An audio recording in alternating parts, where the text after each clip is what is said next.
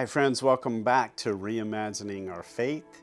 Today we are continuing to think about how we use our words. There's a beautiful African legend that tells of an old chief who needed to test the wisdom of a young man whom he had chosen to be his successor.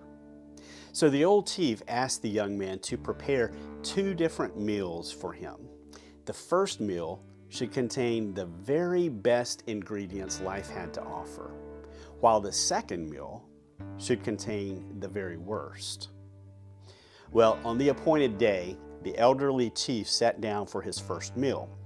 It was a delicious plate of sliced cow tongue with vegetables.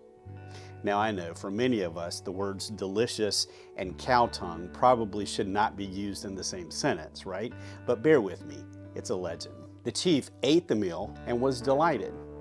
When he finished the meal, the chief asked the young man why he had chosen to serve tongue.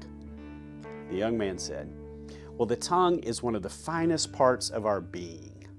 It can speak wonderful words of truth, words that give us courage and peace. Tongues can speak words that hold our village together." The chief was very impressed and waited eagerly for the second meal. But when the plate was served to him, it was exactly the same meal as the first meal. He ate the meal, but he was so confused. When he finished, he asked the young man why. "As I said before," the young man said, "the tongue can be the best part of us, but it can also be the worst. While the tongue can speak words of truth and love, it can also speak words of discouragement. It can tear people down, robbing them of hope. The tongue, more than any other weapon," he said, "can destroy our village life."